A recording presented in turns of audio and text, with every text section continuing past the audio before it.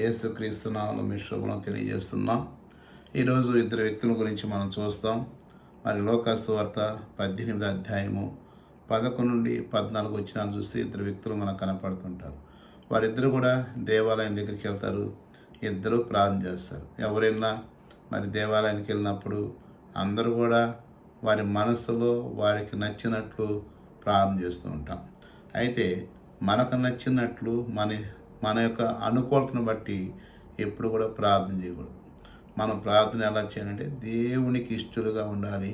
మన ప్రార్థన దేవునికి అంగీకారంగా ఉండాలి. మన ప్రార్థన దేవుడు మెచ్చుకునే విధంగా ఉండాలి. మన ప్రార్థనకు దేవుడు జవాబు ఇచ్చే విధంగా ఉండాలి.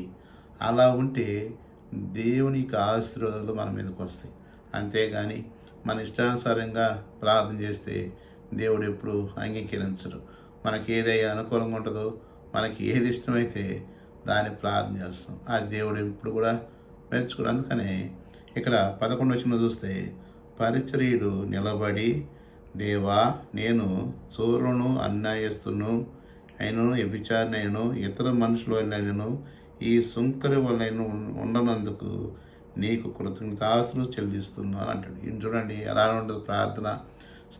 తన స్థితి గురించి చెప్పుకుంటా ఏమంటున్నాడు? నిలబడి, నేను ఏ దొంగతనాలు చేయలేదు, అన్యాయం చేయలేదు, వ్యభిచారం చేయలేదు, ఇతర మనుషులైనను, ఈ సుంకరి వల్లైనను, అంటే ఇతరులతో పోల్చుకుంటున్నాడు. వాడున్నట్టు నేను ఉండలేదు, ఉన్నట్టు నేను ఉండలేదు, వాళ్ళంతా కూడా దౌర్భాగ్యులు, నేను ఒక్కడినే మంచోడిని, వాళ్ళంతా కూడా సరైన మనుషులు కాదు, నేను ఒక్కడినే మంచోడిని, నేను ఒక్కదాన్ని మంచిదని అనుకుంటూ ఉంటాం. అది ఇవ్వాల్సింది ఎవరు? ప్రభు అయిన యేసుక్రీస్తు వారు. ఆయన చెప్పాలి మన మంచి గురించి, మన చెడు గురించి ప్రభువారు చెప్పాలి. కానీ ఈ మనుషుడు ఏమంటున్నాడు?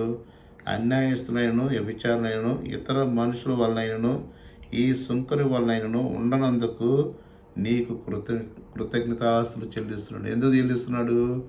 ఇతరుల వల్లే నేను ఉండనందుకు స్తుతి చెల్లిస్తున్నాడు. కానీ కృతజ్ఞత ఎందుకు చెల్లించాలి?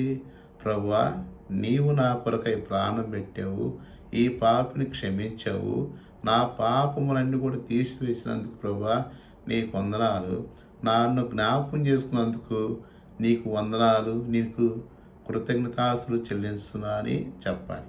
కానీ ఈ మనుషుడు ఏమంటాడు? ఇతరులతో పోల్చుకుంటున్నాడు. ఇతరులతో పోల్చుకుంటే ఏమవుతుంది? మనము హెచ్చించుకునే వారిగా ఉంటాం. అంటే మనం డబ్బా కొట్టుకునే వారిగా ఉంటాం. కానీ దేవుడు మనం ఎన్ని మాటలు చెప్పినా, ఎన్ని ఆలోచనలు చేసినా, మన హృదయంలో ఏమున్నది, మన ఆలోచనలు ఏమున్నాయో ఆయన ఎరుగుని దేవుడు. ఎందుకంటే దావీదుతో అంటాడు చక్కని మాట, 139 కీర్తన అంటాడు, నీవు మాట్లాడక మునిపే నువ్వేం మాట్లాడతావో నాకు తెలుసు, నువ్వు కూర్చుంటా, నువ్వు లెగుచుట నాకు తెలుసు. అంటే మన యొక్క స్వభావం మొత్తం కూడా దేవుడు ఎరిగి ఉన్నాడు. అందుకనే తల్లి గర్భంలో రూపింపక మునిపే నేను ఎరుగుదును అన్నాడు. మరి మనం ఎట్లా చెప్తాం? అంటే లోపల ఒకటి, బయటకు ఒకటి. లోపల ఒకటి, నోటితో చెప్పేది ఒకటి. అది దేవుడు ఎంత మాత్రం కూడా మెచ్చుకునేవాడు కాదు.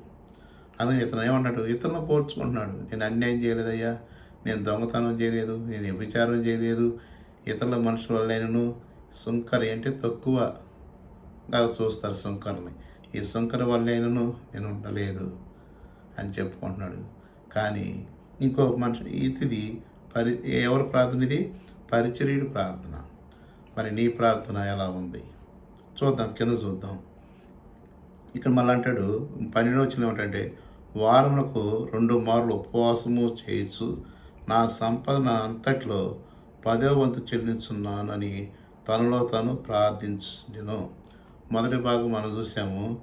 12 వచనం అంటాడు, వారం నాకు 2 సార్లు ఉపవాసం ఉంటున్నా. తర్వాత ఏమంటాడు? నా సంపదన అంతట్లో 10వ భాగం తెచ్చి నీకు ఇస్తున్నా. దేవుడు అంటే తెలుసా?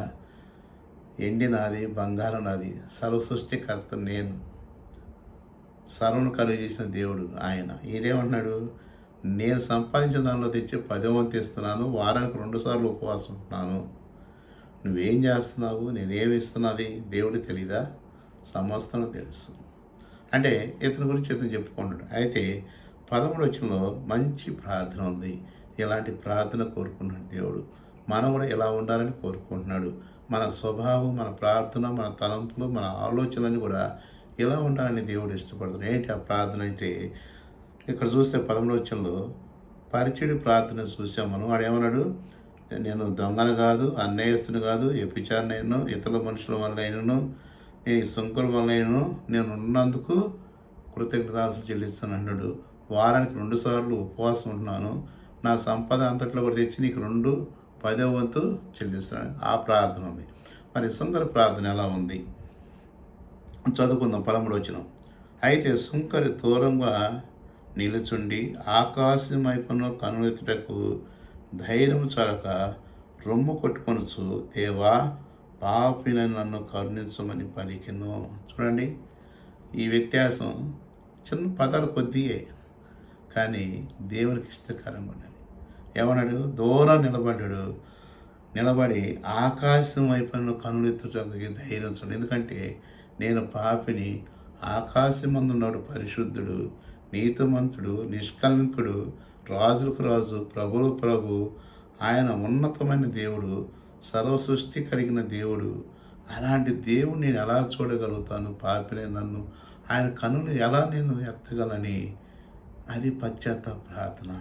చాలా అంటాడు, ఎక్కడ అంటాడు? దూరంగా నిలుచుడు ఆకాశం వైపును కనులెత్తుటకైను ధైర్యం చాలక రొమ్ము కొట్టుకొని, సుప్రభా నేను పాపిని, నన్ను క్షమించు, దౌర్భాగ్యుని ప్రభా, నేను ఆ పనులు చేశాను, ఈ పనులు చేశాను, నేను అబద్ధం ఆడాను, వ్యభిచారం చేశాను, దొంగతనం చేశాను, నా అంత దౌర్భాగ్యుడు, నా అంత నీచులేడని ఉన్న స్థితిని యథార్థంగా ఒప్పుకుంటున్నాడు సుంకరి. చూసారా? పరిచయుడు ప్రార్థన, సుంకరి ప్రార్థన ఎంత వ్యత్యాసం ఉందో. అతనేమో ఇతరులను పోల్చుకుంటున్నాడు, ఇతనేమో తాను ఏమి స్థితిని దేవుని ఎదుటి పెడుతున్నాడు. మన స్థితిని కూడా, మన పరిస్థితిని కూడా దేవుని ఎదుటి పెట్టేవారిని ఉండాలి అని ఇక్కడ అంటాడు. చక్కగా అంటాడు చూడండి, పాపిని నన్ను కరుణించమని పలికెను. అంటే రొమ్ము కొట్టుకొనుచు, పాపిని ప్రభా, నేను పాపిని. ఆయన ఏమన్నాడు? ఇతరుల వల్లే నేను ఉండనందుకు, ఇతరుల వల్లే నేను పాపిని కాదు, ఇతరుల వల్లే దొంగతనం చేయలేదు, అన్యాయం చేయలేదు, వ్యభిచారం చేయలేదు, నేను 2 సార్లు ఉపవాసం ఉంటున్నాను, 10వ వంతు చెల్లిస్తున్నాను. ఇది ప్రార్థన. దేవుడు ఎంత మాత్రం అంగీకరించడు. మన ప్రార్థన చాలా జాగ్రత్తగా ఉండాలి. దేవుడు చేసే ముందు మన ప్రార్థన యథార్థమైన ఉండాలి. ఎందుకంటే ఆయన మన ఆలోచన పుట్టకొనిపై మనం ఎరిగిన దేవుడు. మనం ఏ ప్రార్థన చేస్తామో ఆయనకు తెలుసు. అయితే నా నోటి నుండి యథార్థతను కోరుకున్నాడు, మంచి ప్రార్థన రావాలని. అప్పుడు అంటాడు 14వ వచనంలో, అతని కంటే ఇతడు నీతిమంతుడిగా తీర్చబడి తన ఇంటికి వెళ్ళని మీతో చెప్పుచున్నాను. ఏమన్నాడు? పరిశ్రీడి కంటే సుంకరి నీతిమంతుడికి ఎంచబడ్డాడు. చూడండి, పరిశ్రీలకి సుంకర్లకి చాలా వ్యత్యాసం ఉంది. కానీ హృదయాంతంగా నిలిగిన దేవుడు ప్రభువైన యేసుక్రీస్తు వారు పైరూపలు చూడు, అంతరంగాన్ని చూస్తాడు. ఏమన్నాడు? ఇతడు నీతిమంతుడికి ఎంచబడి ఇంటికి వెళ్ళాడు. తన పాపాలు క్షమించబడ్డాయి. తన ఏదైతే పాపతో నిండి నెమ్మది లేకుండా పోయిందో నెమ్మది వచ్చింది, పాప క్షమాపణ వచ్చింది, నెమ్మది వచ్చింది, సంతోషం వచ్చింది, ఆనందం వచ్చింది. తనలో ఉన్న భారం అంతా కూడా వెళ్ళిపోయింది. కానీ పరిచర్యుడు ఇంకా భారం తెచ్చుకున్నాడు, ఇంకా పాప మూట కట్టుకున్నాడు దేవుని ఎదుట. మరి నీ ప్రార్థన, నా ప్రార్థన ఎలా ఉంది అని అన్నాడు ఇక్కడ. తాను హెచ్చించుకున్నవాడు తగ్గింపబడును. తాను హెచ్చించుకున్నవాడు ఏం చేస్తాడంట? తగ్గింపబడుతుంట. ఎక్కువగా మనం ఏం చేస్తామంటే మనం హెచ్చించుకున్న వరకు ఉంటాం, మనం ఎదుటోళ్ళకి గొప్పగా కనపడాలనుకుంటాం. అది కాదు. మన గొప్పతనం వాళ్ళు చూడాలి, మన నిజాయితీ వాళ్ళు చూడాలి. మనం చెప్పుకుంటాం కాదు, నేను మంచోడిని, నా భార్య మంచిది, నా బిడ్డలు మంచోళ్ళు, మా కుటుంబం తప్ప వీరు వాళ్ళంతా కూడా చెడ్డోరని పరిచయలాగా ఉండేమో. జాగ్రత్త. పరిచయుడు అదే చేశాడు. చాలామంది ఇదేనా అదే ప్రార్థన, అయ్యా మా కుటుంబం వేరు, మా బిడ్డలు వేరు, మా భార్య వేరు, మా భర్త వేరు, ఇలా చెప్పుకుంటూ ఉంటాం. నువ్వుగా చెప్పాల్సింది దేవుడు సాక్షి ఇవ్వాలి. ఏమన్నాడు దేవుడు? ఏమన్నాడు? అతడు నీతిమంతుడిగా ఎంచబడి ఇంటికి వెళ్ళిను. బా ఎంత సంతోషం ఉందో శంకరిలో. కేవలం చిన్న ప్రార్థన, ప్రభా పాపిని నన్ను కరుణించు, రొమ్ము కొట్టుకుంటూ ప్రార్థించాడు. అది కదా దేవుడికి కావాల్సిన నిజమైన పరిమళ సువాసన ప్రార్థన. తర్వాత ఏమన్నాడు? తాను హెచ్చించుకున్నవాడు తగ్గింపబడును, తాను తగ్గించుకున్నవాడు హెచ్చింపబడని చెప్పాను. తాను ఏం చేశాడు? తగ్గించుకున్నాడు, మేలు పొందాడు. తాను హెచ్చించుకున్నాడు, నెమ్మది లేకుండా వెళ్ళిపోయాడు. మరి నా పరిస్థితి ఎలా ఉంది? నీ పరిస్థితి, నా పరిస్థితి ఎలా ఉంది? హెచ్చించుకునే వరకు ఉన్నావా? తగ్గించుకునే వరకు ఉన్నావా? మరోసారి జ్ఞాపకం చేస్తున్నా. పరిచర్యుడు అంటున్నాడు, ఏమన్నాడు? నిలబడి, దేవా నేను దొంగను కాదు, అన్యాయస్తుని కాదు, వ్యభిచారిని కాదు. ఇతరుల మనుషుల వల్లే పోల్చుకోకండి. వారికంటే నేను గొప్ప, వారికంటే నేను మంచోడిని, వారికంటే నా బిడ్డలే మంచోళ్ళు. ఎప్పుడు కూడా పోల్చుకోకండి. చాలా ప్రమాదం అది. కానీ శంకరేమన్నాడు? కన్నులు ఎత్తుటం కానీ దేవుని వైపు ధైర్యం చాలక ఆ నీతిమంతుని, పరిశుద్ధుని ఎలా చూడగలని రొమ్ము కొట్టుకొనుచు పాపినైన తన పాపాలు ఒప్పుకున్నాడు. ఎంతగా రోధించుంటాడు, ఎంతగా పశ్చాత్తాపడి ఉంటాడు, ఎంతగా దేవుని ఎదుట కన్నీరు కార్చుంటాడు. అవన్నీ ఇక్కడ రాయబడు. ఎందుకంటే అవన్నీ రాయిస్తాడు. మనం వర్ణించుకోవాలి. ఊరికి నేను పాపాలు క్షమించబడవు కదండి. ఊరికి నేను నెమ్మది రాదు కదా, ఊరికి నేను సంతోషం రాదు కదా. తన హృదయాన్ని దేవుని ఎదుటి పెట్టాడు. అందుకని అన్నాడు, తను హెచ్చించుకున్నవాడు తగ్గింపబడును. పరిచయుడు హెచ్చించుకున్నాడు, తగ్గింపబడ్డాడు. సుంకరి తను తగ్గించుకున్నాడు, హెచ్చింపబడ్డాడు, ఘనతను అందాడు. ఎంత వ్యత్యాసం ఉందండి. ఇక్కడ ఉంది 3 వచనాలు, 4 వచనాలు, 11, 12, 13, 14. మరి గంటలు పడతాడు ప్రార్థన చేస్తూ ఉంటాం. గంటల తరబడి నిలబడతాం దేవుని సన్నిధిలో. మన పాపాలు క్షమించబడాయా? దేవుని పాపాలు క్షమించితే సంతోషం. పరిచర్య ప్రార్థన మనకు వద్దండి, శంకర ప్రార్థన కావాలి. అందుకని దావీదు గారు 41 కీర్తన 8వ చరణం అంటాడు, దేవా నీ చిత్తం చేయటం నాకు సంతోషం. దేవుని చిత్తం చేయటం సంతోషం. దేవునిలో ఆనందించాలి. ఎప్పుడు ఆనందిస్తాం? మన పాపాలు క్షమించబడి దేవుడు ఏమైనాడో నువ్వు గుర్తిరిగినప్పుడు.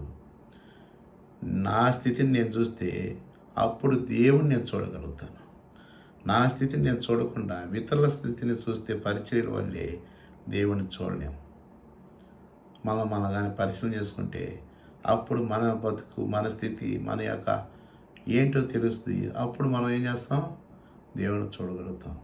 ఎప్పుడైతే ఇతరులను చూసి మనం హెచ్చించుకుంటామో దేవుడు మనకు మరుగై ఉంటాడు. ఆయన పరిశుద్ధుడు. ఆయన పాపంలో ప్రత్యేకంగా ఉన్న దేవుడు. నిన్ను కూడా ప్రత్యేకంగా ఉంచాలని దేవుడు ఇష్టపడుతున్నాడు. చిన్న ప్రార్థన, ప్రభా పరిచయం వంటి ప్రార్థన నాకు వద్దు ప్రభా, పరిచయలాగా నేను ఉండకూడదు ప్రభా. సుంకం వంటి ప్రార్థన, సుంకం వంటి తగ్గింపు, సుంకం వంటి పశ్చాత్తాపన నాకు కావాలని ప్రభా అని మనం నీలో నువ్వు ఎక్కడున్నా, ఏ పరిస్థితులు ఉన్నా, ఏ స్థితిలో ఉన్నా, పని చేస్తున్నా సరే చిన్న ప్రార్థన మనసులో చేసుకో. దేవుడు క్షమిస్తానికి సిద్ధ మనసు కలిగి ఉన్నాడు. అట్టి దేవుడి కృప మనందరికి తోడైన కాక చిన్న ప్రార్థన చేసుకుందాం. తల వంచినట్లయితే చిన్న ప్రార్థన చేసుకుందాం. ప్రేమ గల తండ్రి, నీ ఘనమైన నామాన్ని బట్టి వందనములు స్తోత్రాలు చెల్లిస్తున్నాం. నాయన ఈ దినం ప్రభా మరి లోకా సువార్త 18వ అధ్యాయము 11 నుండి 14 వచనాలు, ఈ 3 వచనాలు నాయన ధ్యానించడానికై మీరు ఇచ్చిన కృపను బట్టి నీకే వందనములు స్తోత్రాలు. నాయన పరిచర్య ప్రార్థన చూసాం. అయ్యా నేను దొంగతనం చేయలేదు, నాయన అన్యాయస్తుని కాదు, వ్యభిచారిని కాదు, ఇతరుల వల్లే, ఈ సుంకుల వల్లే నేను ఉండకున్నందుకు నాయన కృతజ్ఞతాస్తులు చెల్లించాడు. నాయన ప్రభు అంత మాత్రమే కాదు, వారానికి 2 సార్లు ఉపవాసం ఉంటున్నాను, నాయన 10వ వంతు చెల్లిస్తున్నానని తాను హెచ్చించుకుంటూ వచ్చాడు. అయితే సుంకరి దూరంగా నిలబడి ప్రభా కనులెత్తుటకైనను ఆకాశం వైపు ధైర్యం చాలక నాయన దూరంగా నిలబడి రొమ్ము కొట్టుకుంటూ ఈ పాపిన నన్ను క్షమించువా అన్నప్పుడు ప్రభా నన్ను ప్రార్థన అంగీకరించిన దేవుడిగా ఉండి ఆయన క్షమించిన దేవుడిగా ఉన్నావు ప్రభు. ఈ దినాన మా పాపాలు కూడా క్షమించండి నాయన. ఎవరైతే నాయన మరి వీక్షిస్తున్నారో, ఎవరైతే వాక్యాన్ని వింటున్నారో వారి కుటుంబాల్లో నాయన నెమ్మది, శాంతి, సమాధానం మీరు అనుకరించమని ప్రార్థన చేస్తున్నాం తండ్రి. నాయన సుంకరి నీతిమంతుడిగా ఎంచబడి ఇంటికి వెళ్ళాడు నాయన. తను సంతోషం పొందాడు, ఆనందాన్ని పొందాడు, కుటుంబంలో నెమ్మది పొందింది ప్రభా. నాయన అట్టి కృప మాకు అనుగ్రహిస్తున్నామని ప్రార్థిస్తున్నాం. పరిచయం వంటి ప్రార్థన కాకుండా ప్రభా సుంకర వల్లే మేము ప్రార్థించే వరకు ఉన్నట్లు సహాయం చేయండి. తాను నాయన హెచ్చించుకున్నాడు తగ్గింపబడను, తాను తగ్గించుకున్నాడు హెచ్చింపబడని చెప్పావు తండ్రి. మమ్మల్ని మేము తగ్గించుకుంటూ నిన్ను హెచ్చిస్తూ నాయన ఈ వాక్యాన్ని మాకు ఇచ్చినందుకు కొందరు స్తోత్రాలు చెల్లిస్తూ యథార్థమైన ప్రార్థన మీరు కోరుకున్న వారు ఉన్నారు. అందును బట్టి కొందరు స్తోత్రాలు ప్రభా. నాయన ప్రతి ఒక్కరిని కూడా దీవించి ఆశీర్వదించండి నాయన. సమస్తం మీద ఆశలు చెప్తున్నాం నాయన. ఎక్కడ ఏ లేమీ లేకుండా ప్రతి ఒక్కరిని పేరు పేరు దీవించి ఆశీర్వదించి వారి రాకపోకలను వారి అక్కర్లను కలిగిన వారిని అక్కర్లు తీర్చండి నాయన. అనారోగ్యం ఉన్నవారిని స్వస్థపరచమని ప్రార్థిస్తున్నాం నాయన. లేమిగా ఉన్నవారిని ప్రభా సమృద్ధిని మీరు అనుగ్రహించండి నాయన. ప్రపంచంలో జరుగుతున్న యుద్ధాల గురించి కూడా నాయన మీరే దాన్ని ప్రభా చర్య తీసుకుని ప్రార్థన చేస్తూ నీ చిత్తం నా ప్రకారం జరిగినట్లు సహాయం చేయమని ఈ మాటలు దీవించి ఆశీర్వదించమని యేసునామమున ప్రార్థిస్తున్నాను తండ్రి. ఆమేన్. అందరికి ప్రైజ్ లార్డ్. ఈ వాక్యం అన్నందుకు మీకు ధన్యవాదాలు. మరి మీకు మేలుగా ఉంటే ఇతరులకు కూడా షేర్ చేయండి, సపోర్ట్ చేయండి. Praise Lord. ఆమేన్.